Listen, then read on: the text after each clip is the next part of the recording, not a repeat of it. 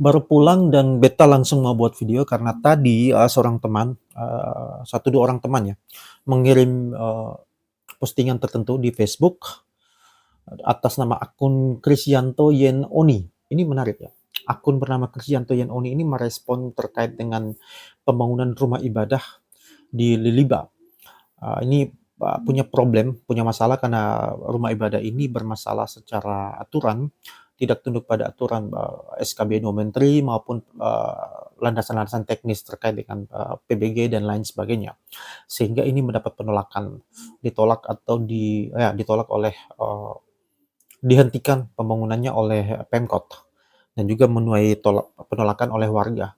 Nah, kenapa beta merespon? Karena beta bagian dari warga di kelurahan ini, Kelurahan Liliba yang menolak kami bersama teman-teman warga Liliba ini, orang tua dan masyarakat di kelurahan ini, bukan hanya di kelurahan ini, juga ada 3 kelurahan ya, dengan nama FK3K, Forum Konsolidasi 3 Kelurahan. Itu Kelurahan Liliba, Kelurahan Finpui, dan Kelurahan Osapa Selatan. Jadi ada 3 kelurahan yang melakukan penolakan terhadap pembangunan rumah ibadah yang unprosedural. Bahkan bukan unprosedural saja, tapi terindikasi kuat melakukan tindak pelanggaran hukum. Nah, ini kita sedang berusaha untuk sedang berproses untuk ke ranah hukum. Oke, nah terhadap postingannya si Yan Oni ini, dia merespon terkait dengan itu. Jadi beta baca ya, teman-teman mendengar.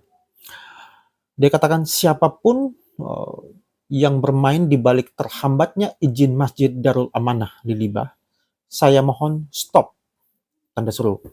Jangan sampai nanti Anda menyesal. Ini dia. Nanti beta taruh di atas ini. Ini menarik. Nah, pertama sebelum beta merespon, beta mau sampaikan bahwa kenapa beta merespon. Pertama ya, tentu saja kami pihak yang menolak dan kami bersentuhan langsung dengan permasalahan ini dan kemudian dia merespon seperti ini ya, beta pikir wajar dan wajar kalau kami merespon. Jadi beta merespon, beta mungkin tidak perlu dianggap sebagai perwakilan dari teman-teman forum, beta pribadi, tapi beta punya kepentingan karena beta warga di Liba langsung yang berdampak langsung pada pendirian rumah ibadah tersebut. Nah, disclaimer dulu teman-teman bahwa kami tidak ada urusan dengan penolakan terhadap agama apapun atau melarang beribadah. No, itu tidak ke sana dan itu jauh sekali. Anda tahu di Kota Kupang ini, kota toleransi, kita sudah mendapatkan berbagai macam penghargaan terkait ini. Jadi ini kebetulan yang dibangun adalah rumah ibadah bersaudara Islam. Jadi penolakan dari kami ini seolah-olah ini suatu bentuk rasis atau ya tahu sendiri negara ini hal-hal seperti ini akan digoreng dengan luar biasa. Padahal ini murni bicara soal aturan gitu. Nah, warga yang menolak ini bukan warga yang beragama Kristen, warga Liliba, Penfui itu warga yang beraneka yang menjemuk dengan beraneka agama, bukan satu agama saja, gitu ya. Oke, itu disclaimer ya. Nah, sekarang beta masuk pada poinnya. Oh ya, yang kedua kenapa merespon dia? Menurut teman-teman, dia punya banyak follower. Walaupun beta coba membaca beberapa konten-konten dia, menurut beta dalam penilaian beta, dia bukan orang yang punya kemampuan argumen yang baik. Tapi ya dia punya banyak follower. Ya kita tahu di negara ini banyak orang yang banyak follower tapi argumen amburadul, itu suatu yang sudah biasa. Jadi bagi beta dia termasuk yang demikian, argumennya tidak terlalu baik, tetapi dia punya banyak follower. Nah, karena punya banyak follower, beta pikir harus ditanggapi karena takutnya para fansnya akan merasa dia benar-benar saja, dia oke-oke saja, dia hebat-hebat saja. Oke. Nah, kita masuk pada isi dari postingan dia ya. Kita akan bahas. Beta coba kuliti satu-satu ya, Ian Oni ya. Beta salam kenal ya. Beta tidak tahu siapa Anda. Anda juga mungkin tidak tahu beta. Siapapun yang bermain di balik terhambatnya izin, siapapun yang bermain di balik. Jadi terhadap ini ya, beta punya sedikitnya dua kemungkinan, Ian Oni ya. Beta tidak tahu Anda mengarah pada siapa. Tapi ada dua kemungkinan. Kemungkinan yang pertama adalah ketika Anda mengatakan siapapun di balik ini, nampaknya mungkin bukan pada kami sebagai warga yang menolak, tetapi agen atau orang, otak di balik penolakan ini, yang mungkin kami ini hanya sebagai alat dalam, mungkin ini satu kemungkinan pertama ya. Jadi kami ini alat digunakan untuk oleh oknum tertentu atau agen tertentu untuk menolak pembangunan rumah ibadah itu. Entah kalau memang kemungkinan ini, beta tidak tahu Yan Oni ini dapat informasi dari mana atau bagaimana, karena selama proses penolakan dan sebagainya, beta tidak pernah tahu Yan Oni ada di mana. Kami berinteraksi dengan banyak pihak, tidak pernah melihat Yan Oni ini, tidak pernah berinteraksi dengan dia, dan tidak tahu dia dapat informasi dari mana. Itu yang pertama. Yang kedua, penolakan ini kami dari warga, kami lakukan secara independen dan mandiri, dan namanya, kami lakukan sendiri, tidak ada pihak di belakang kami yang membantu, dan bahkan kami pun secara jujur ya, untuk menjalankan operasional ini kami mengumpulkan uang untuk agar kami bisa membuat surat dan lain sebagainya, memperbanyak dan sebagainya, itu kami saling mengumpulkan uang. Itu juga urunan, itu juga perlu informasikan ya pada Yan Oni dan teman-teman. Jadi kalau ada orang di balik ini, harusnya minimal itu orang ada yang sebagai pemodal dong. Ini kami bergerak dengan uang sendiri juga. Itu yang perlu dicatat. Jadi sangat kecil kemungkinan ada otak di balik gerakan kami ini. Kami sendiri yang pergi melihat ke TKP, kami sendiri yang melakukan analisa, kami sendiri yang mengolah data, kami sendiri yang melakukannya, tidak ada pihak lain, tidak ada bantuan dari pihak manapun, kami sendiri warga 3 kelurahan ini, dan kami sendiri yang sampai pada kesimpulan menolak dan membongkar. Nah itu. Jadi kalau untuk kemungkinan pertama ini rasanya agak sulit Yan. Jadi beta pikir kalau memang Yan maksudnya adalah Yan Oni maksudnya adalah kemungkinan pertama ini, beta pikir mungkin Yan mungkin kan Anda konten kreator ya. Mungkin Anda sedang drama saja. Jadi ya tahulah mungkin konten kreator ala-ala aktivis lah. Ala-ala aktivis, jadi mungkin Anda sedang main drama saja supaya seolah-olah Anda itu hero bagi fans-fans Anda. Mungkin ya. Kalau kemungkinan ini pertama ini yang Anda maksud. Oke, ini kemungkinan pertama. Kemungkinan yang kedua adalah di balik ini ya Anda maksud pada kami, warga yang menolak. Oke, tidak ada masalah, Yan Oni. Sorry ya, beta salah sebut nama karena beta tidak begitu hafal. Tidak ada masalah Yan, cuman Yan perlu kemukakan argumen gitu, bukan klaim. Argumen itu ya, Oni, Yan, argumen itu terdiri dari premis-premis dan kesimpulan. Nah, kalau argumen yang valid itu dia harus minimal bukan minimal, dia terdiri dari 2 premis, 1 kesimpulan. Nah, di premis-premis itu Yan berisi tentang informasi-informasi terkait permasalahan ini. Nah, informasi itu yang akan Yan Oni ramu dalam premis-premis, kemudian ditarik kesimpulan. Nah, kalau menurut Yan itu kami salah, silakan Yan kemukakan argumen itu. Jadi kami siap mendengar.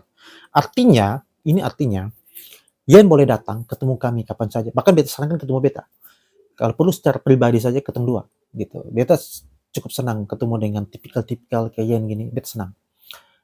Mungkin Yan akan senang ketemu beta juga mungkin. Jadi Yan silakan datang dan mari kemukakan argumen Yan. Kenapa menurut Yan tuh kami salah gitu.